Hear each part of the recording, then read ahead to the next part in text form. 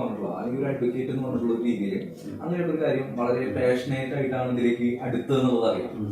അപ്പോൾ അങ്ങനെ പാഷനേറ്റ് ആവാനുള്ള എന്തെങ്കിലും റീസണോ ഇൻസിഡൻസോ താങ്കളുടെ ജീവിതത്തിൽ ഉണ്ടായിട്ടുണ്ടോ? അപ്പോൾ ഞാൻ വളരെ ഒരു ചെറിയ കാർഷിക കുടുംബത്തിൽ നിന്നാണ് ജീവിച്ചു വളർന്നത്. അങ്ങനെ ജീവിച്ചു വളർന്നതിന് ശേഷം പള്ളിയുമായി ബന്ധപ്പെട്ടുള്ളതുകൊണ്ട് എനിക്ക് സെൻറ് തോമസ് കോളേജിലെ പ്രീ ഡിഗ്രിക്ക് അഡ്മിഷൻ കിട്ടുകയാണ്. അങ്ങനെ അതിനുശേഷം എൻ്റെ തൊട്ട അയൽവാസിയുടെ ഒരു അമ്മായിയുണ്ട്. അമ്മായിയുടെ മക്കളൊക്കെ പൂനെയിലെ LLB മേഖലകളിലൊക്കെ ചെയ്യുന്നതാണ്.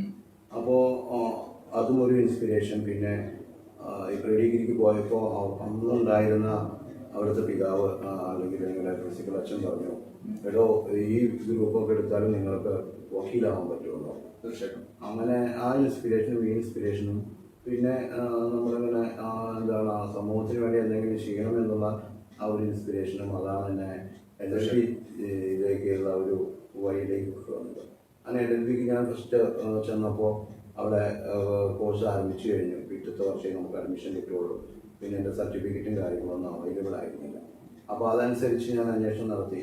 അപ്പോൾ അന്വേഷണം നടത്തി ചെന്നെത്തിയ കോളേജ് ഏഷ്യയിലെ തന്നെ ഒന്നാമത്തെ കോളേജായിരുന്നു.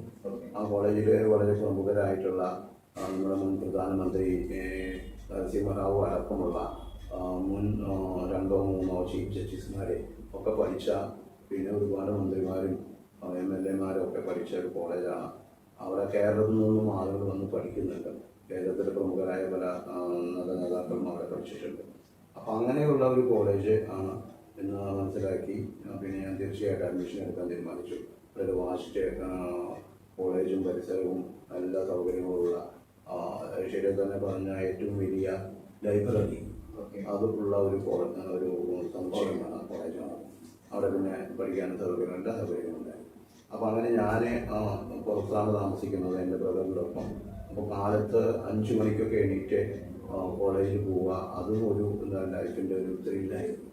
അപ്പോൾ അങ്ങനെ പോയി പഠിച്ച് 3 വർഷം കൊണ്ട് തന്നെ LLB പൂർത്തിയാക്കിയതിന് ശേഷം നാട്ടിലുള്ള ആളുകൾ പറയും അവൻ വക്കീലായി എന്നൊക്കെ പറയുന്നുണ്ട്, ഞങ്ങൾക്കറിയില്ല. അപ്പോൾ ഞാൻ തീരുമാനിച്ചു വീട്ടുകാരുടെ സമ്മതപ്രകാരം നാട്ടിൽ തന്നെ പ്രാക്ടീസ് ചെയ്യാനായിട്ട്. അങ്ങനെ തലപ്പള്ളി താലൂക്കിലെ ഏറ്റവും വലിയ ഇന്ത്യയിലെ താലൂക്ക് എന്നറിയപ്പെടുന്ന അതിന് കീഴിലുള്ള കോളേജുകൾ 2 കോളേജുകളുണ്ട്. ഒരു മുനിസിപ്പൽ കോളേജ്, മേജിസ്ട്രേറ്റ് കോളേജ്. അതിന് കീഴിലാണ് സാധാരണ ന്യായങ്ങൾ ആരംഭിച്ചുകൊണ്ടാണ് ഞാൻ എൻ്റെ വക്കീൽ ജീവിതം ആരംഭിച്ചത്. അതിൽ ഒരു 8 മാസത്തോളം എനിക്ക് ട്രെയിനിങ് കോഴ്സായിരുന്നു. അത് കഴിഞ്ഞ് വലിയ 1100ഓളം വക്കീലന്മാരുടെ ഒപ്പമാണ് ഞാനിവിടെ ടൗൺ ഹാളിൽ വെച്ച് എൻറോൾ ചെയ്തത്. ആ ടൗൺ ഹാളിൽ ഇന്ത്യൻ എക്സ്പ്രസ്സിൽ എടുത്ത ഫോട്ടോ ഇന്ന് ഞാൻ സൂക്ഷിച്ചു വയ്ക്കുന്നുണ്ട്. അപ്പോൾ ആ ഒരു ബന്ധം ഞാൻ നിലനിർത്തിക്കൊണ്ട് പിന്നെ പല കേസുകളിൽ ഞാൻ ഏർപ്പെട്ടു. 3-4 വർഷത്തോളം ഇവിടെ ജോലി ചെയ്തു വീണ്ടും പൂനെയിലേക്ക് മടങ്ങുകയാണ്. പൂനെയിലേക്ക് മടങ്ങുമ്പോൾ എൻ്റെ പ്രധാനപ്പെട്ട ലക്ഷ്യം ബോംബെയിൽ പ്രാക്ടീസ് ചെയ്യണമെന്നായിരുന്നു. അങ്ങനെ ഞാൻ ബോംബെയിലെ ആദ്യത്തെ ഒരു കേസുമായി ചെന്നു. ഹൈക്കോടതിയിൽ കയറി.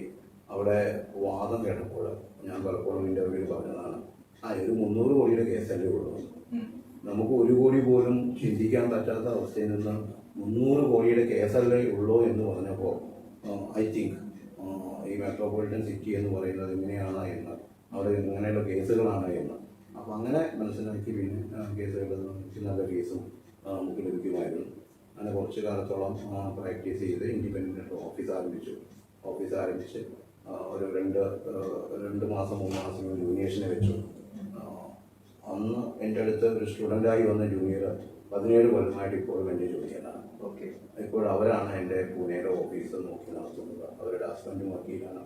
അതുപോലെ തന്നെ 5-10 പേര് അവിടെ വർക്ക് ചെയ്യുന്നു. അങ്ങനെ പല മേഖലകളിലും ജോലി ചെയ്തു. പ്രധാനപ്പെട്ട ക്രിമിനൽ കേസുകൾ, മർഡർ കേസുകൾ. എൻ്റെ ജീവിതത്തിലെ ടേണിംഗ് പോയിന്റ് എന്ന 2003 ഞാനെടുത്ത മർഡർ കേസാണ്. അതിൽ പ്രോസിക്യൂഷന് വേണ്ടി ഹാജരായത് എന്നെ പഠിപ്പിച്ച എൻ്റെ പ്രൊഫസർ തന്നെയായിരുന്നു. അപ്പോൾ അതും എൻ്റെ ജീവിതത്തിലെ വലിയ ഒരു വലിച്ചിരിവായി ഞാൻ മനസ്സിലാക്കുന്നു. എല്ലാ പ്രതികളെയും വെറുതെ വിട്ട കേസാണ്. അതിനുശേഷം പിന്നെ പല കേസുകളും വന്നു. പ്രതികൾക്ക് ശിക്ഷ ലഭിച്ചു. 2011 ഞാൻ കേരളത്തിലേക്ക് കടന്നത്. അത് ഗോവിന്ദസ്വാമിയുടെ കേസ് നിങ്ങൾക്കറിയാം. സൗമ്യ മർഡർ കേസിലെ ഞാൻ നടത്തിയ പല കേസുകളുടെ പ്രതികൾ എന്നോട് ആവശ്യപ്പെട്ടതനുസരിച്ചിട്ട് ഇങ്ങനെ ഒരു കേസുണ്ട്, കേരളത്തിൽ കേസ് നടത്താൻ പറ്റും, ഞാൻ തയ്യാറാണെന്ന് പറഞ്ഞു. അതനുസരിച്ച് വന്ന് സ്ഥലത്ത് ഏറ്റെടുത്തു. അവിടുന്ന് പിന്നെ കുറേ കാലം കേരളത്തിൽ ആ കേസുമായി ബന്ധപ്പെട്ടിട്ടുണ്ടായിരുന്നു. ആ കേസ് കഴിയുന്നത് വരെ 11 മാസത്തോളം. അങ്ങനെ കേസ് അവസാനിച്ചു. 11 മണിക്ക് 11 മിനിറ്റിന് വിധി പറഞ്ഞു. അങ്ങനെ വിധി പറഞ്ഞ ആ കേസ് പിന്നീട് 2016 എല്ലാ നിയമയുദ്ധങ്ങളും ചെയ്തുകൊണ്ട് പ്രതിക്ക് നീതി, വേട്ടക്കാരന് നീതി നടപ്പാക്കാനായിട്ട് എനിക്ക് സാധിച്ചു. അതാണ് എൻ്റെ ജീവിതത്തിലെ ഏറ്റവും വലിയ വിജയം എന്ന് പറയുന്നത്. കീഴ്ക്കോടതി മുതൽ സുപ്രീം കോടതി വരെ ഒരു വക്കീലിനെ ഒരു കക്ഷി വിശ്വസിക്കുക എന്നുള്ളതാണ് ഒരു വക്കീലിൻ്റെ ഏറ്റവും വലിയ വിജയം എന്ന് മനസ്സിലാക്കും. അപ്പോൾ ഇതാണ് എൻ്റെ ഒരു ബയോഡാറ്റ. അതിനുശേഷം ഞാൻ വളരെ പ്രമാദമായൊരു കേസ് പൂനെയിൽ നടത്തി. അതിന് ഡെത്ത് പെനാൽറ്റിയാണ് എല്ലാ പ്രതികൾക്കും ലഭിച്ചത്. അങ്ങനെ പല കേസുകളും ഞാൻ ഇപ്പോൾ നടത്തിക്കൊണ്ടിരിക്കുന്നുണ്ട്. മഹാരാഷ്ട്രയിലെ ചില കോടതികളിൽ ഞാൻ സ്പെഷ്യൽ പബ്ലിക് പ്രോസിക്യൂട്ടറായിട്ട് ജോലി ചെയ്യുന്നുണ്ട്. അതും സർക്കാരിൻ്റെ നിയമന ഉത്തരവ് കൊണ്ടാണ്. അപ്പോൾ ഇങ്ങനെയാണ് എൻ്റെ ഒരു ഗ്രാഫ് എന്ന് പറയുന്നത്. ഇപ്പോൾ ഞാൻ കൂടുതൽ കേസുകൾ കേരളത്തിലുള്ളത് കൊണ്ടും ഹൈക്കോടതിയിലും പിന്നെ സുപ്രീം കോടതിയിലും കേസുകളുള്ളത് കൊണ്ട് അതിനെയാണ് ഞാൻ കൂടുതൽ കോൺസെൻട്രേറ്റ് ചെയ്യുന്നത്. സുപ്രീം കോടതി മാറ്റേഴ്സ് ഒരുപാട് വരുന്നുണ്ട് ഡെയിലി. അപ്പോൾ അതും കൂടി ഒന്ന് കോൺസെൻട്രേറ്റ് ചെയ്തുകൊണ്ട് കൂടുതൽ ഏറ്റവും പരമോന്നതമായ കോടതിയിലേക്ക് കൂടുതൽ ശ്രദ്ധ ചെലുത്തണമെന്നാണ് ഞാൻ ആഗ്രഹിക്കുന്നത്. പിന്നെ നിങ്ങൾ ചോദിച്ച ചോദ്യത്തിലേക്ക് വരികയാണെങ്കിൽ സാമൂഹിക പശ്ചാത്തലം നോക്കൂ. ഞാൻ 2 ഭാഗവും കേസ് നടത്തുന്ന ഒരു വക്കീലായതുകൊണ്ട് വാദിക്കും, പ്രതിക്കും, ഇരയ്ക്കും, വേട്ടക്കാരനും. അപ്പോൾ ഇരയ്ക്ക് നീതി ലഭിക്കുമ്പോൾ ഒരുപാട് സന്തോഷിക്കുകയും വേട്ടക്കാരന് നീതി ലഭിക്കുമ്പോൾ അതിൽ കൂടുതൽ സന്തോഷിക്കുകയും ചെയ്യുന്ന ഒരു അഭിഭാഷകനാണ്. എന്നെ ഏൽപ്പിച്ച കാര്യങ്ങൾ, ഒരു ഇരയ്ക്ക് നീതി ലഭിക്കാതെ പോയാൽ അത് വളരെ വിഷമം നമുക്കുണ്ടാകുന്നതാണ്. ഇപ്പോൾ അടുത്ത് ഒരു ഇര എന്നെ സമീപിക്കുകയും അവർ റേപ്പ് ചെയ്തു, 65 വയസ്സായ ഒരാൾ റേപ്പ് ചെയ്തു എന്നും പറഞ്ഞുകൊണ്ട് എന്നെ സമീപിക്കുകയും ഞാൻ വളരെ കൃത്യമായിട്ട് സത്യസന്ധമായിട്ട് ഒരു അന്യായം അവരുടെ ഒരു കംപ്ലയിൻറ്റ് ഞാൻ എഴുതി കൊടുത്തു. ആ കംപ്ലയിൻറ്റ് പൂർണ്ണമായി വായിച്ച് പെരുമ്പാവൂർ പോലീസ് കൃത്യമായിട്ട് ഈ 65-കാരനെ ഇന്നലെ അറസ്റ്റ് ചെയ്തു, റേപ്പ് കേസിൽ. അപ്പോൾ എങ്ങനെയാണ് റേപ്പ് ചെയ്യുന്ന രീതി, എങ്ങനെയാണ് ആളുകളെ വശീകരിക്കുന്നത്, എങ്ങനെയാണ് അവരുടെ ഇഷ്ടങ്ങൾക്കെതിരായിട്ട് അവരെ സ്വാധീനപ്പെടുത്തി ഈ പറയുന്ന റേപ്പ് നടത്തുന്നത്, അത് ശാരീരിക ബന്ധമാണെന്ന് അവരവകാശപ്പെടുമ്പോഴും ഒരു കുട്ടിയുടെ ഇച്ഛയ്ക്കും അവരുടെ ഇഷ്ടത്തിനും എതിരായി ഒരാൾ പ്രവർത്തിക്കുമ്പോൾ അത് റേപ്പായി തീരുന്നു എന്നാണ് ഒരു അഭിഭാഷകൻ എന്ന നിലയിൽ എനിക്ക് പറയാനുള്ളത്. ആ കാര്യം കൃത്യമായി പറയുകയും അതനുസരിച്ച് കേസെടുക്കുകയും ചെയ്തു. അങ്ങനെ 1, 2, 3 കേസുകൾ ഞാൻ ഇരയ്ക്ക് വേണ്ടിയിട്ട് അടുത്ത ദിവസങ്ങളിൽ ചെയ്തിട്ടുണ്ട്. പിന്നെ വേട്ടക്കാരൻ്റെ ഭാഗത്ത് നിൽക്കുകയാണെങ്കിൽ ഇതേ കേസ് തന്നെ കഴിഞ്ഞ ദിവസം ഒരു പയ്യൻ ഒരു അന്യ ജാതിയിൽപ്പെട്ട ഒരു സ്ത്രീയെ സ്നേഹിച്ച് കല്യാണം കഴിക്കാനെന്നും പറഞ്ഞ് ശാരീരിക ബന്ധത്തിലേർപ്പെട്ടു. ആ കേസുമായി ബന്ധപ്പെട്ട് ഞാൻ മുൻകൂർ ജാമ്യത്തിന് കോടതിയിൽ പോയിരുന്നു. അപ്പോൾ കോടതിയിൽ ഞാൻ പറഞ്ഞ കാര്യം ഭാര്യാഭർത്തക്കന്മാരെ പോലെ ജീവിക്കുകയും ശാരീരിക ബന്ധത്തിൽ ഏർപ്പെടുത്തുകയും അത് ഒരു റേപ്പാണ് എന്ന് പറയുകയും ചെയ്യുമ്പോൾ തീർച്ചയായിട്ടും അത് റേപ്പിൻ്റെ പരിധിയിൽ വരുന്നില്ല, അത് സമ്മതത്തോടുകൂടിയുള്ള ഒരു ആക്റ്റാണെന്ന് പറഞ്ഞുകൊണ്ട് അവർക്ക് മുൻകൂർ ജാമ്യം അനുവദിക്കുകയും ചെയ്തു. അപ്പോൾ നമ്മൾ സിനിമാ ഫീൽഡിലുള്ള പലർക്കും മുൻകൂർ ജാമ്യം അനുവദിച്ചിട്ടുണ്ട്. അത് പഴക്കം ചെന്ന കേസുകളാണ്. അത് ഇത്ര കാലം എന്തുകൊണ്ട് നിങ്ങൾ വിശദീകരിച്ചില്ല, പറഞ്ഞില്ല, നിങ്ങൾക്ക് ഭീഷണി ഉണ്ടായിരുന്നു, ഈ കാര്യങ്ങളൊന്നും കൃത്യമായിട്ട് പറയാനായിട്ട് അവർക്ക് സാധിക്കാത്തത് കൊണ്ടാണ് അതിൻ്റെ ബെനിഫിറ്റ് പ്രതികൾക്ക് ലഭിക്കുന്നത്. എന്നാൽ സിദ്ദിഖ് എന്ന് പറയുന്ന ഒരു പ്രതിക്ക് ആ ഒരു ആനുകൂല്യം ലഭിച്ചില്ല. അദ്ദേഹത്തിന് ഹൈക്കോടതി ജാമ്യം തള്ളുകയും ഇപ്പോൾ സുപ്രീം കോടതി ഇടക്കാല ഉത്തരവിലൂടെ ജാമ്യം അനുവദിക്കുകയും ചെയ്തു. അപ്പോൾ സാമൂഹിക പശ്ചാത്തലത്തിലേക്ക് നമ്മൾ വരുമ്പോൾ ഒരു സമൂഹത്തെ കാർന്നു തിന്നുന്ന ഒന്നാണ് ഈ ക്രിമിനൽ കുറ്റങ്ങൾ. ഈ ക്രിമിനൽ കുറ്റങ്ങൾ ചെയ്യുന്ന ആരും തന്നെ സാധാരണ ഒരു 80% കേസുകളിൽ പോലീസ് ഞാൻ ഉദ്ദേശിക്കുന്നത് നിരപരാധിയായ ഒരാളെ അറസ്റ്റ് ചെയ്ത് പ്രതിയാക്കില്ല. പക്ഷേ പ്രതിയാക്കും എന്ന് തന്നെയാണ് ഞാൻ ഇന്നലെ കണ്ട സിനിമയിൽ നിന്ന് വേട്ടയാൻ എന്ന സിനിമയിൽ എനിക്ക് മനസ്സിലാകുന്നത്. എങ്ങനെയാണ് ഒരു നിരപരാധിയെ പ്രതിയാക്കാനായിട്ട് ഉന്നത ഉദ്യോഗസ്ഥന്മാർ അവരുടെ സ്വാധീനം ചെലുത്തി പ്രതിയാക്കുകയും അവസാനം അയാളെ കൊലപ്പെടുത്തുകയും ചെയ്യുകയും ആ കൊലയുടെ യാഥാർത്ഥ്യങ്ങളിലേക്ക് യഥാർത്ഥ അന്വേഷണ ഉദ്യോഗസ്ഥർ കടന്നെത്തുകയും ചെയ്യുന്നത്. അപ്പോൾ അന്വേഷണ ഉദ്യോഗസ്ഥൻ്റെ അപ്രോച്ച്, അന്വേഷണ ഉദ്യോഗസ്ഥൻ്റെ കാഴ്ചപ്പാട്, അതാണ് നമ്മൾ സാധാരണ ഗതിയിൽ ഓരോ കേസുകളിലും കാണുന്നത്. അപ്പോൾ സാമൂഹിക പശ്ചാത്തലത്തെ രക്ഷിക്കുന്നതിന് വേണ്ടി എല്ലാ പോലീസ് ഉദ്യോഗസ്ഥരും നിർഭയത്തോടെ വളരെ സത്യസന്ധമായി യാഥാർത്ഥ്യത്തെ മുൻനിർത്തിക്കൊണ്ട് ഒരു അന്വേഷണം നടത്തി യഥാർത്ഥ പ്രതികളെ കണ്ടെത്തുകയും യഥാർത്ഥ കുറ്റപത്രം സമർപ്പിക്കുകയും ചെയ്യും. അങ്ങനെ വരുമ്പോഴാണ് ഒരു ലോയർ എന്ന നിലയ്ക്ക്, ഒരു ക്രിമിനൽ ലോയർ എന്ന നിലയ്ക്ക് എനിക്ക് ജോലി കൂടുന്നത്. ജോലി കൂടുന്നതെന്ന് പറഞ്ഞു കഴിഞ്ഞാൽ അതിലെ ഓരോ പഴുതുകളും 10,000 പേജുള്ള ചാർജ് ഷീറ്റിലെ എല്ലാ കാര്യങ്ങളും വായിച്ച് പഠിച്ച് കോടതിയിൽ ചെന്ന് നിൽക്കുമ്പോൾ ഇന്ന സാക്ഷി എന്ത് പറഞ്ഞു, ഇന്ന സാക്ഷി ഇതാണല്ലോ പറഞ്ഞത്, അപ്പോൾ എങ്ങനെ ഓരോ കോൺട്രാഡിക്ഷൻ കൊണ്ടുവരാം, എങ്ങനെ വൈരുദ്ധ്യങ്ങൾ കൊണ്ടുവന്ന് എങ്ങനെ ബെനിഫിറ്റ് ഉള്ളവർക്ക് ഒരു പ്രതിക്ക് ഒരു വേട്ടക്കാരനെ അല്ലെങ്കിൽ ആരോപിക്കപ്പെട്ട ഒരു വ്യക്തിക്ക് എങ്ങനെ നേടിയെടുക്കാൻ സാധിക്കും. അത് പല കേസുകളിലും നമ്മൾ പോലും ചെന്നെത്താത്ത കാര്യങ്ങളുടെ കോടതി തന്നെ ചെന്നെത്തി പ്രതികൾക്ക് സംശയത്തിൻ്റെ ആനുകൂല്യം നൽകുന്നു. ഇത് ഒരു നിയമപരമായിട്ടുള്ള ആനുകൂല്യമാണ്. അല്ലാതെ അയാൾ നിരപരാധി എന്നോ കുറ്റം ചെയ്തിട്ടില്ല എന്നോ ചെയ്ത കുറ്റങ്ങൾ പ്രോസിക്യൂഷനെ സംശയാതീതമായി തെളിയിക്കാൻ സാധിക്കാത്തത് കൊണ്ടാണ് ഈ പ്രതികൾ അല്ലെങ്കിൽ വേട്ടക്കാർ രക്ഷപ്പെടുന്നത്. ഇത് ഒരു സാമൂഹിക ചുറ്റുപാടിൻ്റെ ഒരു ഭാഗം. ഇനി വേട്ടക്കാരുടെ ഭാഗത്ത് നമ്മൾ ചിന്തിക്കുമ്പോൾ നിരപരാധിയായ ഒരാളെ കേസിൽ കൊടുക്കുകയും ആ നിരപരാധിയെ ആ കുടുക്കിയ കേസിൽ നിന്ന് രക്ഷിക്കാതെ ഉള്ള ഒരവസ്ഥ ചിന്തിച്ചു നോക്കും. ഒരു പ്രതിഭാഗം അഭിഭാഷകൻ എന്ന നിലയിൽ, ഒരു ക്രിമിനൽ അഭിഭാഷകൻ എന്ന നിലയിൽ അങ്ങനെ നിരപരാധിയായ ഒരാളെ രക്ഷിക്കാൻ സാധിക്കാതെ അയാൾ ചെയ്യാത്ത കുറ്റത്തിന് അയാൾക്ക് തൂക്കുമരണമോ അല്ലെങ്കിൽ ജീവപര്യന്തമോ 10 വർഷം ശിക്ഷയോ നൽകിയാൽ അവിടെ ഒരു വക്കീൽ എന്ന നിലയിൽ തൻ്റെ ജീവിതത്തിൽ ഏറ്റവും വലിയ പരാജയമായി നമ്മൾ കണക്കാക്കുന്നു. പല കേസുകളിലും നമുക്ക് അനുഭവമുണ്ട്, നമ്മൾ തുറന്നു പറഞ്ഞിട്ടുമുണ്ട്. കാരണം ഒരു വ്യക്തി ഒരു വക്കീലിനോടും ഡോക്ടറോടും നുണ പറയില്ല എന്നാണ് നമ്മൾ വിശ്വസിക്കുന്നത്. അങ്ങനെ നുണ പറഞ്ഞാൽ that will affect his career, his life എല്ലാം. അതുകൊണ്ട് സാധാരണഗതിയിൽ എന്നോട് ഒരു കക്ഷികളും ഒരു 95% നുണ പറയാറില്ല. പിന്നെ 5% നുണ പറയുന്ന കക്ഷികളുമുണ്ട്. അപ്പോൾ സാമൂഹിക ചുറ്റുപാടിൽ നിന്നുകൊണ്ട് ഇന്ന് കുറ്റകൃത്യങ്ങൾ കൂടി വരുന്നത്.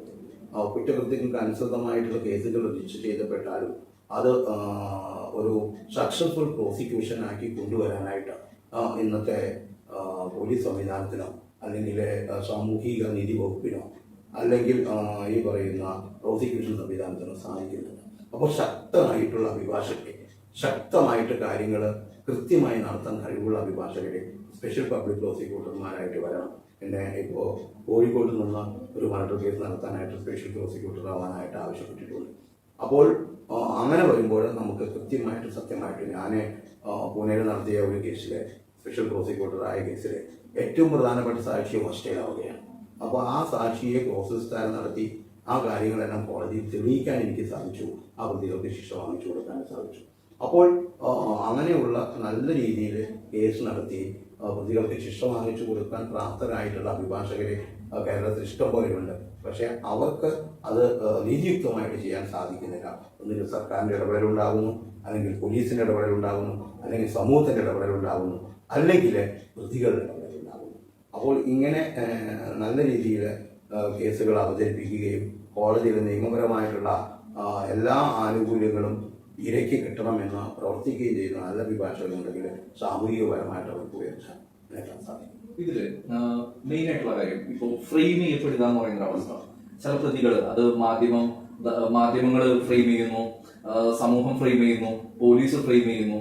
ഇപ്പൊ കോടതി എന്ന് പറയുന്നത് എപ്പോഴും ജനാധിപത്യത്തോട് കൂടിയിട്ട് ബന്ധപ്പെട്ടിട്ട് സമൂഹം നിലനിൽക്കണം എന്നതുകൊണ്ടാണ് ഇവിടെ കാര്യങ്ങൾ ഈ പറഞ്ഞ രീതിയിൽ പോലീസ് വഴിയും കാര്യങ്ങൾ വഴിയും ഒക്കെ കാര്യങ്ങൾ കറക്റ്റ് ചെയ്യാനായിട്ട് ശ്രമിക്കുന്നത്. അപ്പൊ ഈ ജനാധിപത്യം എന്ന് പറയുന്ന ആ ഒരു കോൺസെപ്റ്റിനോട് ചേർന്ന് ജനങ്ങൾ പ്രവർത്തിക്കേണ്ടതുണ്ട്, നീതിന്യായ വ്യവസ്ഥയോട് കൂടിയിട്ട് പ്രവർത്തിക്കേണ്ടതുണ്ട്. ഇപ്പോ താങ്കൾ പറഞ്ഞ ഈ ഗോവിന്ദച്ചാമിയുടെ ആ ഒരു കേസിൽ അദ്ദേഹം കുറ്റക്കാരനല്ലെങ്കിൽ ഇതില് ആരായിരിക്കും അപ്പൊ കുറ്റക്കാരനായിരിക്കും? ഇങ്ങനെ ഒരു കാര്യം നടന്നിട്ടുണ്ടല്ലോ അവിടെ. ഈ ഇദ്ദേഹം ഗോവിന്ദസ്വാമി എല്ലാ കുറ്റക്കാരെന്നുണ്ടെങ്കിൽ ആരായിരിക്കും അവിടെ കുറ്റക്കാരനായിരിക്കും? ആ കേസിൽ ഗോവിന്ദസ്വാമി എല്ലാ കുറ്റക്കാരനെന്ന് കോടതി കണ്ടെത്തിയിട്ടില്ല. ആ ഭാഗത്തേക്ക് ഞാൻ നിങ്ങളുടെ ചോദ്യത്തിന് ഉത്തരമായിട്ട് വരാം. ഞാൻ പറയുന്നത് താങ്കൾ ഫ്രെയിം ചെയ്യപ്പെടുന്നു എന്നുള്ള ഒരു പ്രധാനപ്പെട്ട ഒരു കാര്യമാണ് താങ്കൾ എന്നോട് ചോദിച്ചത്. ഇവിടെ ഫ്രെയിം ചെയ്യപ്പെടുന്നു. ഒരു പക്ഷേ ഒരു കുറ്റം ചെയ്യുന്നതിനേക്കാൾ മുൻപ് തന്നെ ശിക്ഷ വിധിക്കാനായിട്ട് ഒരു സമൂഹം ഫ്രെയിം ചെയ്ത ഒരാളെ മുന്നിൽ നിർത്തുന്നു, അല്ലെങ്കിൽ പോലീസ് സംവിധാനം ഫ്രെയിം ചെയ്യുന്നു, അല്ലെങ്കിൽ നിങ്ങളെ പോലുള്ള മീഡിയാസ് ഫ്രെയിം ചെയ്യുന്നു. എന്നിട്ട് പറയും ഇയാൾക്ക് എന്തു വന്നാലും ശിക്ഷ ലഭിക്കണം, ഇയാൾ കുറ്റം മാത്രമേ ചെയ്തിട്ടുള്ളൂ. പക്ഷെ ഒരു നീതിന്യായ വ്യവസ്ഥയിലേക്ക് വരുമ്പോൾ അവിടെ 2 വാദമുണ്ട്. ഒന്ന് പ്രോസിക്യൂഷൻ എന്ന വാദവും ഒന്ന് ഡിഫൻസ് എന്ന വാദവും. അപ്പോൾ ഈ 2 വാദവും നിയമപരമായി എങ്ങനെ കൈകാര്യം ചെയ്യുന്നു. അതാണ് ഒരു നീതിന്യായ വ്യവസ്ഥയുടെ ചട്ടക്കൂടിൽ നിന്നുകൊണ്ട് വിജയിച്ച് ചെയ്യുന്നത്. അയാളെ സംബന്ധിച്ചിടത്തോളം പ്രോസിക്യൂഷന് ഫേവറാവാനോ അല്ലെങ്കിൽ ഡിഫൻസിന് ഫേവറാവാനോ ഒരിക്കലും സാധിക്കില്ല. He is A judge. അയാൾ തീരുമാനിക്കപ്പെടേണ്ട ഒരു വിധി നിർണയിക്കേണ്ട ഒരു വ്യക്തിയാണ്.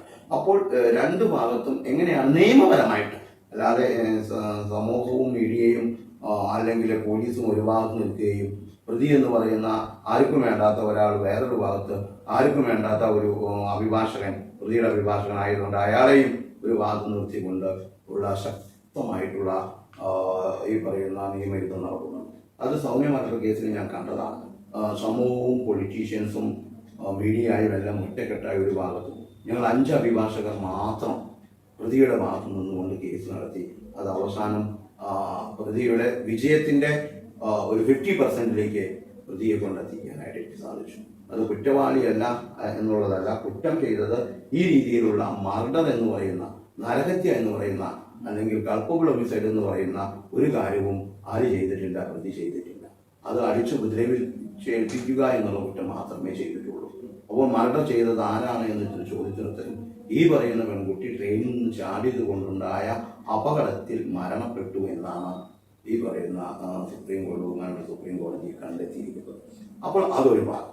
ഈ രണ്ടാമത് താങ്കൾ ചോദിച്ച ചോദ്യം, ഒരാൾ കുറ്റവാളിയല്ല, അയാൾ നിരപരാധിയാണെന്ന് കോടതി തെളിയിക്കുകയും അയാൾ വെറുതെ വിടുകയും ചെയ്താൽ അടുത്ത ചോദ്യം, ആര് കുറ്റം ചെയ്തു?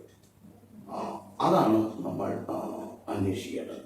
അത് അന്വേഷിക്കാനുള്ള സംവിധാനം ഇന്ന് ഓരോ സംസ്ഥാന സർക്കാരിലും ഉണ്ടായിരിക്കും. അല്ലെങ്കിൽ ബഹുമാനപ്പെട്ട കോടതികൾ അത് അന്വേഷിച്ച് കണ്ടെത്തണമെന്ന് ആവശ്യപ്പെടുമ്പോൾ തീർച്ചയായിട്ടും അന്വേഷണ ഉദ്യോഗസ്ഥരുടെ ഏറ്റവും നല്ല ബുദ്ധി ഉപയോഗിച്ചുകൊണ്ട് ആ സമയത്ത് എങ്ങനെ കൊലപാതകം നടന്നു, എപ്പോൾ കൊലപാതകം നടന്നു, ആരാണ് ചെയ്തത്, അതിൻ്റെ മൈന്യൂട്ടായിട്ട് ഇൻവെസ്റ്റിഗേഷൻ നടത്തി യഥാർത്ഥ പ്രതികളെ കണ്ടെത്തുകയും ആ ഇരയ്ക്ക് നീതി നടപ്പാക്കാൻ ശ്രമിക്കുകയും വേണം. അപ്പോൾ ഈ ചുറ്റുപാടിൽ നിന്നുകൊണ്ട് തീർച്ചയായിട്ടും ഞാൻ ഈ പബ്ലിക്കിനോടും അതുപോലെ തന്നെ മീഡിയാസിനോടും അല്ലെങ്കിൽ പൊതുജനങ്ങളിൽ ആർജവം ഉള്ള ജനതയോടും പറയാൻ ആഗ്രഹിക്കുന്നത്, നോക്കൂ, ഒരാൾ കുറ്റവാളിയാണെങ്കിൽ അയാളെ ശിക്ഷിക്കണം, ഒരാൾ നിരപരാധിയാണെങ്കിൽ അയാളെ യാതൊരു കാരണവരാലും ശിക്ഷിക്കരുത്. അധികവും താങ്കളുടെ കേസിൽ അധികം കണ്ടിട്ടുള്ളത് അധികം പുരുഷപക്ഷത്താണ് താങ്കളുടെ കക്ഷികൾ നിലനിന്നിരുന്നത്. നമ്മൾ അധികം കണ്ടിട്ടുള്ളത് മീഡിയയിലാണെങ്കിലും കാര്യങ്ങൾ കണ്ടിട്ടുള്ളത് പുരുഷപക്ഷമായിട്ടുള്ള ഒരു വക്കീലായിട്ടാണ് അധികം കണ്ടിട്ടുള്ളത്. ഇത് താങ്കളിലേക്ക് ഓട്ടോമാറ്റിക് ആയിട്ട് വരുന്നതാണോ, അല്ലെങ്കിൽ താങ്കൾ തന്നെ ആ കേസ് ഏറ്റെടുക്കുന്നതാണോ, അല്ലെങ്കിൽ ആ പ്രതികൾ നിങ്ങളെ സമീപിക്കുന്നതാണോ? ഏത് രീതിയിലാണത്? പുരുഷപക്ഷം സ്ത്രീപക്ഷം എന്ന് പറയുന്നതോട് ഞാൻ യോജിക്കുന്നത്.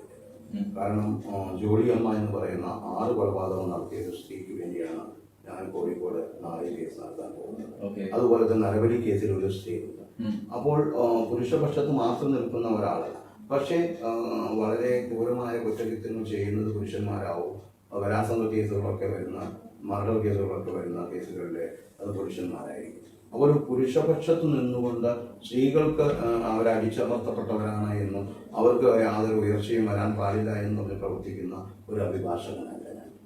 പിന്നെ കേസുകൾ ഞാൻ പറയുന്നുണ്ടല്ലോ, ഇവിടെ പല കേസുകളും പല പോലീസ് സ്റ്റേഷനുകളിലും വക്കീലന്മാർ ആളുകളെ വെച്ച് കേസ് പിടിക്കുന്നുണ്ട്, അന്വേഷിച്ച് ചെല്ലുകയും കേസ് ഏറ്റെടുക്കുകയും ചെയ്യുന്നുണ്ട്.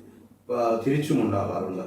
കുറ്റം ചെയ്യുന്ന ആളുകൾ അഭിഭാഷകരുടെ ഫോണിലേക്ക് വിളിക്കുകയോ ഓഫീസിൽ വരികയോ അഭിഭാഷകരെ കാണുകയോ ചെയ്യുന്നുണ്ട്. എന്നെ സംബന്ധിച്ചിടത്തോളം എനിക്ക് ഡെയിലി 5 or 6 പുതിയ കേസുകൾ, പുതിയ ആളുകൾ എന്നെ വിളിച്ച് എന്നെ കാണാൻ ആവശ്യപ്പെടുകയും വരികയും എന്നോട് സംസാരിക്കുകയും ചെയ്യുന്നു. അപ്പോൾ അതുകൊണ്ട് അത് കേരളത്തിൻ്റെ വിവിധ ഭാഗത്തും ഇന്ത്യയുടെ വിവിധ ഭാഗത്തുമായതുകൊണ്ട് ഞാൻ ഉത്തരാഞ്ചലിലേക്ക് ഒരു മർഡർ കേസ് നടത്താൻ പോവുകയാണ്. അതുപോലെ തന്നെ ഗുജറാത്തിൽ കേസുണ്ട് എനിക്ക്, മഹാരാഷ്ട്ര പിന്നെ എൻ്റെ മണ്ഡലമായതുകൊണ്ട് അവിടെ ഇഷ്ടംപോലെ കേസുകൾ. അപ്പോൾ പല ചെന്നൈ, ബാംഗ്ലൂർ, ഹൈദരാബാദ് ഇവിടെയൊക്കെ ഞാൻ കേസുകൾ കൈകാര്യം ചെയ്യുന്നുണ്ട്. വരുന്ന കേസുകൾ നല്ല കേസുകൾ കൃത്യമായിട്ട് ചെയ്യുകയും അവരുടെ ഭാഗത്തു നിന്നുള്ള രീതി പുറത്താൻ ശ്രമിക്കുകയും ചെയ്യുക. ഇവിടെ ഒരു കോളേജ് കാലഘട്ടം, അതേപോലെ തന്നെ ഈ ഒരു കാലഘട്ടം, ഏതെങ്കിലും ഒരു രാഷ്ട്രീയ പാർട്ടിയോട് ഒരു ഡിപ്പെൻഡ് ചെയ്യാനായിട്ട് തോന്നിയിട്ടുണ്ട്? ഏതെങ്കിലും ഇവിടെ ഫിലോസഫിക്കലായിട്ട് പറയുകയാണെങ്കിൽ ഇവിടെ പല അഭിഭാഷകരും പല രാഷ്ട്രീയ പാർട്ടികളുമായി ബന്ധപ്പെട്ടുള്ള അഭിഭാഷകരാണ്. എന്നെ സംബന്ധിച്ചിടത്തോളം എനിക്ക് എല്ലാ രാഷ്ട്രീയ പാർട്ടികൾക്കെതിരെയും എല്ലാ രാഷ്ട്രീയ പാർട്ടികൾക്ക് അനുകൂലമായി ഞാൻ കേസ് നടത്തുന്നു. എൻ്റെ അടുത്ത് ആര് വരുന്നു, ആരാദ്യം സമീപിക്കുന്നു, അത് ഏത് പാർട്ടിയാണെന്നോ ഏത് വ്യക്തിയാണെന്നോ ഞാൻ നോക്കാറില്ല. കാരണം ഒരു അഭിഭാഷകൻ എന്ന നിലയിൽ അത് ചെയ്യാൻ പാടില്ല എന്ന് വിശ്വസിക്കുന്ന ആളാണ്. കാരണം രാഷ്ട്രീയ പാർട്ടിയായിട്ട് നമ്മൾ മുദ്ര കൊടുക്കുമ്പോൾ പിന്നെ മറ്റുള്ള ആളുകൾ നമ്മൾ സമീപിക്കുന്നില്ല. അയ്യോ അതും കോൺഗ്രസ്സുകാരനാണെന്ന് ഞാൻ പോകുന്നില്ല, അവൻ CPI കാരനാണ്, അവൻ BJP കാരനാണ് എന്നൊക്കെ പറയുമ്പോൾ ആ ഒരു അഭിഭാഷകനെ ഒരു പക്ഷേ നീതിയുക്തമായ രീതിയിൽ കാര്യങ്ങൾ കോടതിയിൽ അവതരിപ്പിക്കാൻ സാധിക്കില്ല. അതുകൊണ്ട് ഞാൻ ഇന്നേ വരെ രാഷ്ട്രീയവുമായി ബന്ധപ്പെട്ട് ഒരു കേസ് ഏറ്റെടുത്ത് നടത്തുകയും അതിനുവേണ്ടി പ്രവർത്തിക്കുകയും ചെയ്തിട്ടില്ല. പക്ഷേ രാഷ്ട്രീയക്കാരുടെ കേസുകൾ വരുന്നു, രാഷ്ട്രീയക്കാർക്ക് എതിരായ കേസുകൾ വരുന്നത് അതനുസരിച്ച് ഞാൻ കൈകാര്യം ചെയ്യും. തീർച്ചയായിട്ടും. ഇപ്പോൾ ഇവിടെ സാമൂഹികമായിട്ടുള്ള ഒരു സിസ്റ്റം എന്ന് പറയുന്നത് എത്രത്തോളം ജനാധിപത്യ വ്യവസ്ഥിതിയോട് ചേർന്ന് കെടുക്കുന്നു ഈ ഒരു കാലഘട്ടത്തിൽ. ഇപ്പോ നോക്കുകയാണെങ്കിൽ ഒരു 85 കാലം തൊട്ട് 2000, അതായത് ഈ മൊബൈലിന്റെ ആ ഒരു ടെക്നോളജി കാര്യങ്ങൾ ഈ പറഞ്ഞ പോലെ വളർന്നു കഴിഞ്ഞതിന് ശേഷം ഇപ്പൊ നമുക്കറിയാം ഈ ഒരു ജനറേഷൻ അധികം ഈ പറയുന്ന ഒരു സ്റ്റേജിലേക്ക് ഒതുങ്ങി അവരുടെ സാമൂഹിക പ്രതിബദ്ധത എന്ന് പറയുന്നത് പോലും അവര് പരമാവധി അത്യാവശ്യം ഇതുള്ള ആൾക്കാരാണെന്നുണ്ടെങ്കിൽ പുറത്തേക്ക് പോവുക എന്നുള്ളതിലേക്കാണ് ഒതുങ്ങുന്നത്.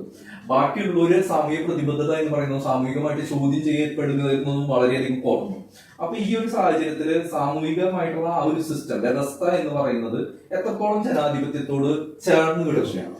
ജനാധിപത്യം എന്ന വലിയ ഒരു രാജ്യത്ത് ജീവിക്കുമ്പോൾ ജനാധിപത്യം എന്ന ആ വാക്കിൽ തന്നെ അബ്രഹാം ലിങ്കൻ കൊണ്ടുവന്ന ആ നിർവചനം ഇന്ന് പ്രാവർത്തികമാവുന്നുണ്ടോ എന്ന് ചോദിച്ചാൽ സം എക്സ്റ്റെന്റ് വരെ ജനാധിപത്യപരമായിട്ട് സാമൂഹിക കാര്യങ്ങൾ ചർച്ച ചെയ്യപ്പെടുന്നില്ല. അന്ന് ചർച്ച ചെയ്യപ്പെടുന്ന ചില ഏകാധിപത്യപരമായിട്ടുള്ള ഏകോപനപരമായിട്ടുള്ള കാര്യങ്ങൾ വന്നുകൊണ്ട് അത് ഒരു വ്യക്തിക്കോ ഒരു സമൂഹത്തിനോ അല്ലെങ്കിൽ ഒരു സമ്പ്രദായത്തിനോ അനുകൂലമായി മാറ്റപ്പെടുന്നു. അങ്ങനെയുള്ള ഒരു കാര്യം വരുമ്പോൾ അത് ജനാധിപത്യമാണ് നമുക്ക് കണക്കാക്കാൻ സാധിക്കും. ഒരു വ്യക്തിയെ തേജോവധം ചെയ്യുകയും ആ വ്യക്തിയിൽ നിന്നുണ്ടാകുന്ന കുറ്റകൃത്യങ്ങളെ കൊണ്ടുവന്ന് അയാളെ ജയിലിൽ അടയ്ക്കുകയും അയാൾക്ക് ഏകപക്ഷീയമായ തീരുമാനങ്ങൾ എടുക്കുകയും ചെയ്യുമ്പോൾ അത് ജനാധിപത്യ രീതിയാണ്. ഒരു ജനാധിപത്യ രീതി എന്ന് പറയുന്നത് വാദിക്കും പ്രതിക്കും കോടതിയിൽ തുല്യമായിട്ടുള്ള ഒരേ ഇമ്പോർട്ടൻസ് കൊടുത്തുകൊണ്ട് തുല്യമായി പറയാനുള്ള അവകാശങ്ങൾ കൊടുത്തുകൊണ്ട് വാദിക്ക് കോടതിയിൽ കാര്യങ്ങൾ അവതരിപ്പിക്കാൻ പ്രതിക്ക് അത് പ്രതിരോധിക്കാൻ ഈ രണ്ട് അവകാശങ്ങൾ കൊടുക്കുമ്പോഴാണ് ജനാധിപത്യമായ രീതിയിൽ കൈകാര്യം ചെയ്യപ്പെടുന്നത്. അല്ലാതെ ഒരു ന്യായാധിപൻ ഞാൻ ഒരിക്കലും പ്രോസിക്യൂഷനൊപ്പം നിൽക്കില്ല, പ്രതിക്കൊപ്പം നിൽക്കുക എന്ന് പറയുക, അല്ലെങ്കിൽ ഞാൻ ഒരിക്കലും പ്രതിക്കൊപ്പം നിൽക്കില്ല പ്രോസിക്യൂഷനൊപ്പം നിൽക്കുക എന്ന് പറയുക, അത് ജനാധിപത്യമാണല്ല. അപ്പോൾ ഇന്നത്തെ സാമൂഹിക കാഴ്ചപ്പാടിൽ ജനാധിപത്യത്തിനുള്ള ഇമ്പോർട്ടൻസ് കുറഞ്ഞു വരുന്നു എന്നാണ് ഞാൻ വിശ്വസിക്കുന്നത്. അത്തരം കാരണങ്ങളിൽ നമ്മൾ ജനാധിപത്യത്തെ ഉയർത്തുവാനും ഓരോ സ്ത്രീകൾക്കും കുട്ടികൾക്കും വരുന്ന കുറ്റകൃത്യങ്ങളുടെ മൂല്യങ്ങളെ അവരുടെ മൂല്യങ്ങളെ ഉയർത്തി അവർക്കും നീതി ലഭിക്കാൻ നമ്മൾ പ്രവർത്തിക്കണം.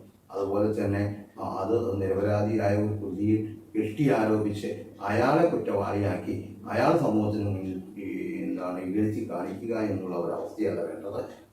എല്ലാവർക്കും തുല്യ നീതി, ഈക്വൽ ഇമ്പോർട്ടൻസ്, അത് ആർട്ടിക്കിൾ 60 പറയുന്നതനുസരിച്ച് നമുക്ക് പറയാനുള്ള സ്വാതന്ത്ര്യം 19 അനുസരിച്ചുണ്ടെങ്കിലും മറ്റുള്ള സ്വാതന്ത്ര്യം ജീവിക്കാനുണ്ടെങ്കിലും അതുപോലെ തന്നെ ഈക്വാലിറ്റി ബിഫോർ ലോ, എല്ലാവർക്കും തുല്യമായ രീതി, അത് രണ്ട് ഭാഗത്തും വാദിയായാലും പ്രതിയായാലും ശിക്ഷ ലഭിക്കുന്ന കാര്യത്തിലായാലും.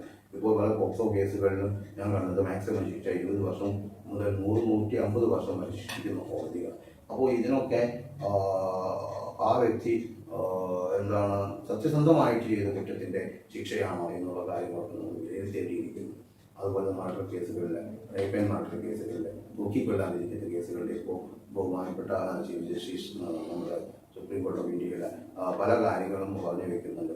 ബഹുമാനപ്പെട്ട രാഷ്ട്രപതി അവർ പറഞ്ഞ കാര്യങ്ങളുമായി യോജിച്ചുകൊണ്ട് ഒരു പ്രതിയെ എത്ര കാലം ജയിലിലിടണം, അതിനെ വിചാരണ തടവുകാരനായി എന്തിനു ജയിലിലിടണം, അയാൾ കുറ്റവാളി ആകുന്നത് വരെ, കുറ്റം ചെയ്ത് തെളിയുന്നത് വരെ അയാൾ നിരപരാധിയാണ് എന്നുള്ള സത്യം നിലനിർത്തിക്കൊണ്ട് ക്രിമിനൽ സൈഡുകൾ.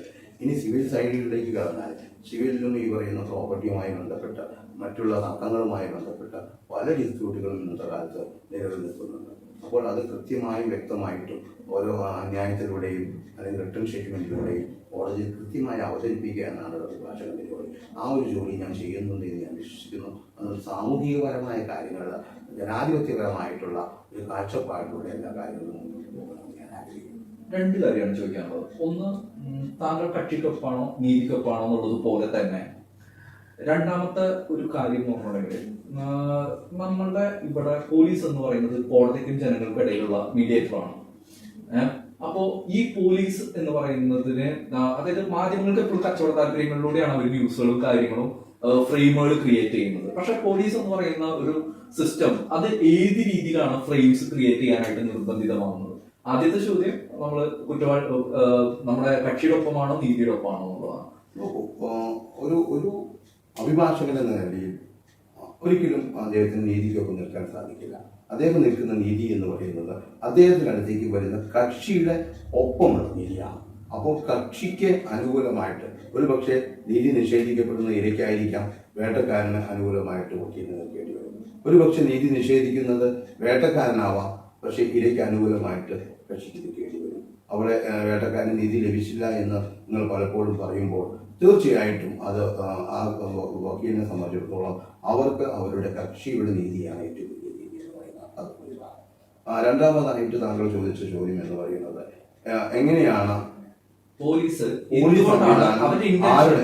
ആരുടെ ഒപ്പമാണ് പോലീസ് എന്ന് പറയുന്നത് ഒരു സംസ്ഥാന സംവിധാനത്തിലെ ഒരു വ്യക്തിയുടെ ജീവനും സ്വത്തിനും സംരക്ഷണം നൽകുക എന്നതാണ്. ആ സംരക്ഷണം നൽകുന്നത് നീതി നടപ്പാക്കുന്നതിലൂടെയാണ് എങ്കിൽ തീർച്ചയായിട്ടും പോലീസ് സംവിധാനം നമുക്ക് ഇന്നത്തെ രീതിയിൽ കൊണ്ടുപോവുകയാണെങ്കിൽ അത് ജനങ്ങളുടെ സേവനത്തിന് വേണ്ടിയായിരിക്കണം.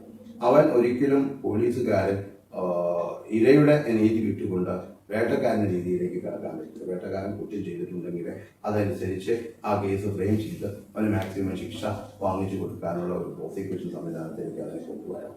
അപ്പോൾ പോലീസിന്റെ ഉത്തരവാദിത്വം വളരെ വളരെ വലുതാണ്, ക്രിമിനൽ കേസുകളിൽ പ്രത്യേകിച്ചും. അപ്പോൾ അവർ അത് നല്ല രീതിയിൽ ഇടപെട്ടുകൊണ്ട് ഒരു വ്യക്തി തൻ്റെ നീതിക്ക് വേണ്ടി ഒരു പോലീസിനെ സമീപിക്കുമ്പോൾ കൃത്യമായിട്ട് അത് എഴുതിയെടുത്ത് അതിൽ കുറ്റം നിലനിൽക്കുന്നുണ്ടെങ്കിൽ കേസ് രജിസ്റ്റർ ചെയ്യുകയും പ്രതികളെ വിളിച്ചു വരുത്തി അറസ്റ്റ് ചെയ്യപ്പെടുത്തി ജയിലിലിറക്കുകയും ചെയ്യണമെന്നാണ് ഞാൻ വിശ്വസിക്കുന്നത്. ഇന്ന് പലരും അത് ചെയ്യുന്നില്ല. പ്രതികൾ ശക്തരാണെങ്കിൽ അവരെ അറിയിച്ച് അവർക്ക് മുൻകൂർ ജാമ്യത്തിലുള്ള അവസരം ഉണ്ടാക്കി കൊടുക്കുന്നു. അതുപോലെ തന്നെ അവരിൽ നിന്ന് പൈസ വാങ്ങിച്ച് കേസ് ഒതുക്കി തീർക്കുന്നു. ഇങ്ങനെ പല കാര്യങ്ങളും പല അന്വേഷണ ഉദ്യോഗസ്ഥരുടെ ഭാഗത്ത് ഉണ്ടാകുന്നുണ്ട്. അങ്ങനെ ഉണ്ടാകുമ്പോൾ അത് നീതിന്യായ വ്യവസ്ഥയെയും ജനാധിപത്യത്തെയും മറികടന്നുകൊണ്ട് ആർക്കും നീതി ലഭിക്കാത്ത രീതിയാണ്. ജനാധിപത്യ വിരുദ്ധമായിട്ടുള്ള പോലീസിന്റെ ഇതുപോലത്തെയുള്ള കാര്യങ്ങള് ഏത് രീതിയിൽ കോടതിക്ക് അനുകൂലമാക്കിയിട്ട് മാറ്റാൻ കഴിയും? കോടതിക്ക് ഇതെങ്ങനെ പരിഹരിക്കാൻ അതാണ് പറയുന്നത്. പൂർണ്ണമായിട്ടും പോലീസിനെ സംബന്ധിച്ചിടത്തോളം സത്യമായി കൃത്യമായ അന്വേഷണം നടത്തി കുറ്റപത്രം കോടതിയിൽ സമർപ്പിച്ചില്ലെങ്കിൽ പ്രതികൾക്ക് ശിക്ഷ നൽകാനായിട്ട് സാധിക്കില്ല. അപ്പോൾ ഇന്നത്തെ കാലഘട്ടത്തിൽ അങ്ങനെ ചെയ്യാതെ വരുമ്പോൾ കോടതികൾ നേരിട്ട് ഇറങ്ങി അനുകൂലമായ സാക്ഷികളെ കൊണ്ടുവന്ന് അവരെ വിസ്തരിച്ച് പ്രതികൾക്ക് ശിക്ഷ നൽകുന്നുണ്ട്. അപ്പോൾ നമ്മളിപ്പോൾ റീസെൻ്റായിട്ട് മുഖ്യമന്ത്രിക്കെതിരെ എടുത്ത കേസ് പോലും നമ്മൾ കണ്ടതാണ്. കോടതി ചോദിക്കുന്നത് എന്തുകൊണ്ട് പോലീസ് കൃത്യമായ അന്വേഷണം നടത്തുന്നില്ല. അപ്പോൾ കൃത്യമായ അന്വേഷണം നടത്തേണ്ട ഒരു ഉത്തരവാദിത്വം പോലീസിനുണ്ടായിരിക്കും. പോലീസ് അത് ചെയ്യാതെ വരുമ്പോൾ കോടതികൾ ഇടപെടുന്നു. അങ്ങനെ കോടതികൾ ഇടപെടുമ്പോൾ അതിൻ്റെ നീതി ഈ രണ്ട് ഭാഗത്തിനും ലഭിക്കുന്നതെന്നാണ് ഞാൻ വിശ്വസിക്കുന്നത്. ഇപ്പൊ ഒരു LLB എന്ന് പറയുന്നത് പഠിച്ചു കഴിഞ്ഞ് താങ്കൾ വക്കീലായിരുന്ന സമീപസ്ഥിതിയിൽ വളരെ അറിയപ്പെടുന്ന ഒരു വക്കീലായിട്ട് നിലനിൽക്കുമ്പോൾ താങ്കൾക്ക് ഈ ഒരു വ്യവസ്ഥിതിയിൽ താങ്കളുടെ ജീവിതത്തിൽ താങ്കൾ വെക്കുന്ന ഒരു അംബീഷൻ, അതായത് ഒരു എന്താ പറയാ, നമുക്കൊരു അംബീഷൻ ഉണ്ടാവല്ലോ, ആ ഒരു അംബീഷൻ അത് സാമ്പത്തികമാണോ അല്ലെങ്കിൽ വ്യവസ്ഥയുമായിട്ട് ബന്ധപ്പെട്ടിട്ടാണോ, അത് ഏത് രീതിയിലാണോ ഒരു അംബീഷൻ? ഞാൻ ഉദ്ദേശിക്കുന്നത് ജോളി LLB എന്ന് പറഞ്ഞ സിനിമയിലെ ഒരു ഡയലോഗുണ്ട്. അത് പറയുന്നത് നീതിന്യായ വ്യവസ്ഥയിലെ കൈകാര്യം ചെയ്യുന്ന ന്യായാധിപൻ പറയുന്നുണ്ട്, എന്ത് സംഭവിച്ചാലും നമുക്ക് കോടതിയെ കാണാമെന്ന്. അപ്പോൾ കോടതിയെ വിശ്വസിക്കുന്ന ഒരു സമൂഹമാണ് നിലനിൽക്കുന്നത്. അപ്പോൾ അതുകൊണ്ട് ആ ഒരു കാഴ്ചപ്പാടിൽ നിന്നുകൊണ്ട് കോടതിയുടെ ശക്തമായിട്ടുള്ള ഇടപെടലുകൾ ഉണ്ടാവുകയും അതനുസരിച്ച് അത് നടക്കുകയും ചെയ്യുന്നു. അതുകൊണ്ട് ആ കോടതി സംവിധാനത്തെ ഞാൻ വിശ്വസിക്കുന്നു. അതനുസരിച്ച് കോടതിയിലെ കാര്യങ്ങൾ അവതരിപ്പിച്ച് ഈ ഒരു കാലഘട്ടത്തിൽ സാമ്പത്തികമായിട്ടോ അല്ലെങ്കിൽ ഏതെങ്കിലും സ്വാധീനങ്ങൾ കൊണ്ടോ കോടതിനെ സ്വാധീനിക്കാൻ ഈ പറയുന്ന പണത്തിനും സ്വാധീനത്തിനും കഴിയുന്നുണ്ടോ വ്യക്തികൾക്ക്? അങ്ങനെ നടക്കുന്നുണ്ട് എന്നും പലപ്പോഴും ഞാൻ വിശ്വസിക്കുന്നുണ്ട്. പക്ഷേ അത് വളരെ വളരെ റയറസ്റ്റ് ആയിട്ടുള്ള അതായത്, പക്ഷേ മറ്റുള്ള കാര്യങ്ങളിൽ ഒരിക്കലും കോടതിയെ അങ്ങനെ ഇടപെടുത്താൻ സാധിക്കില്ല.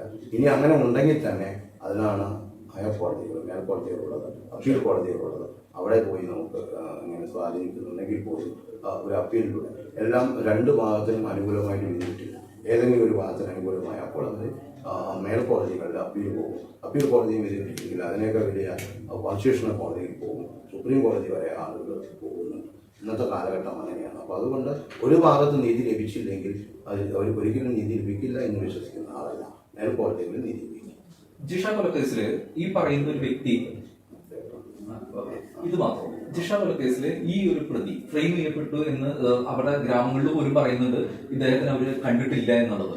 സോ ഇത് ഏത് രീതിയിലാണ് ഇദ്ദേഹം ഫ്രെയിം ചെയ്യപ്പെട്ടത് തന്നെയാണോ?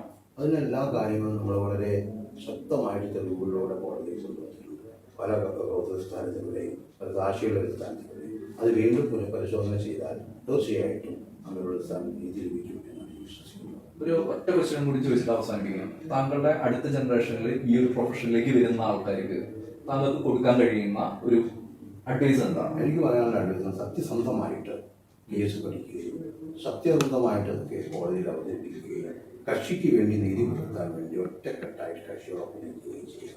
അതല്ലാതെ എതിർഭാഗത്തോട് ചേർന്നുകൊണ്ട് കക്ഷിക്കെതിരായി പ്രവർത്തിക്കുകയും എതിർഭാഗത്തോട് ചേർന്നുകൊണ്ട് കക്ഷിയെ തോൽപ്പിക്കാൻ ശ്രമിക്കുകയും ചെയ്യുന്ന ഒരു കാഴ്ചപ്പാട് ചില അഭിഭാഷകരിലുണ്ട്. അത് മാറ്റിയെടുക്കണം. പുതിയ തലമുറയോട് വളരെ ഹാർഡ് വർക്ക് ചെയ്തുകൊണ്ട് 1 മുതൽ ഒരു 3 വർഷക്കാലം ജോലി ചെയ്താൽ മാത്രമേ അവർക്ക് പ്രൊഫഷനിലേക്ക് യഥാർത്ഥത്തിലേക്ക് എത്താൻ സാധിക്കുകയുള്ളൂ. അത് നിയമപരമായിട്ട് ഉള്ള കാര്യങ്ങൾ, ആക്ച്വലായിട്ടുള്ള കാര്യങ്ങൾ, ഒരു സീനിയർ അഭിഭാഷകനെ ഉൾക്കൊള്ളേണ്ട കാര്യങ്ങൾ, അവർ പറയുന്ന കാര്യം കൃത്യമായി മനസ്സിലാക്കുകയും അതെന്തിനാണ് പറയുന്നത് മനസ്സിലാക്കുകയും ചെയ്തത്. അങ്ങനെ പുതിയ സമൂഹം വളരെ ആത്മാർത്ഥമായി ജോലി ചെയ്തുകൊണ്ട് ഈ ചുറ്റുവട്ടത്തിലൂടെ കടന്നുപോയി നല്ല അഭിഭാഷകനാണ്. ഒരുപാട് തിരക്കുകൾക്കിടയിലും ഇദ്ദേഹം നമുക്ക് വേണ്ടിയുള്ള ഒരു ഇന്റർവ്യൂവിനുള്ള സമയം തന്നതിന് ഒരുപാട് നന്ദി. പോരാത്തതിന് ജനാധിപത്യം എന്ന് പറയുന്ന ഈ വ്യവസ്ഥിതി ഓരോ വ്യക്തിക്കും സമൂഹത്തിനും അതേപോലെ തന്നെ ഗവൺമെന്റിനും നിലനിർത്തേണ്ടത് പ്രായോഗികതയാണ്, അല്ലെ? ആ പ്രായോഗികതയ്ക്ക് നമുക്ക് എല്ലാവർക്കും ഒത്തൊരുമിച്ച് പ്രവർത്തിക്കേണ്ടതുണ്ട്. അത് ഗവൺമെന്റ് ആണെങ്കിലും ശരി, സമൂഹമാണെങ്കിലും ശരി, ഇൻഡിവിജ്വൽ ആയിട്ട് നമ്മൾ കാണുന്ന ഓരോ വ്യക്തികളും അതിനുവേണ്ടി ശ്രമിക്കേണ്ടത് അത്യാവശ്യം തന്നെയാണ് എന്ന് പറഞ്ഞുകൊണ്ട് ഭാരത്.